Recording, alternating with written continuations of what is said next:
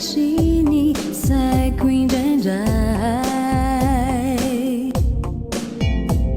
nasarotra zay ny atao indraindray tovery hevitrao ianao efa manana lalana voatokanao ay olomelona ia indraindray mety toma tsy atakatranyio zay mety ho antony zany ianao tompo efa mahita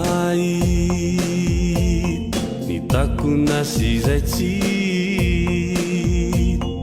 izao tsy malalaka mety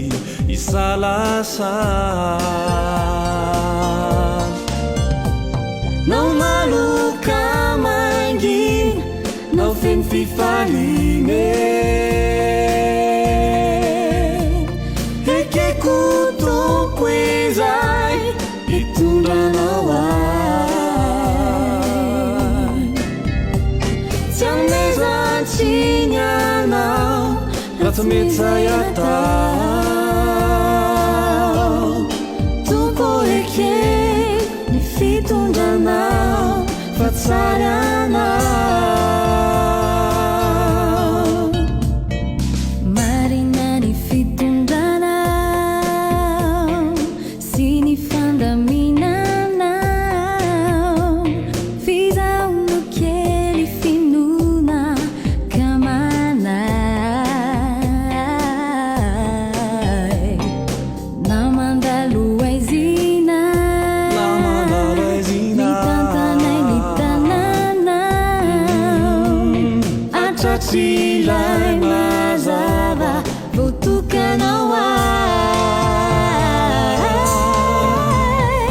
ianao tompo mahity zay isehoany aoriny zao matoky anao tsy manahy tsy mba mandao nakely finoko azavely toloko fizahoe tantano atrany vimbino atrany fa tsara anao ianao tompo mahity zay isehoany aoriny zao matoky anao tsy manary tsy mamandao nakely finoko azavely toloko fizahoe tantano atrany vimbino atrany fa tsara anao tantano atrany vimbino atrany fa tsara anao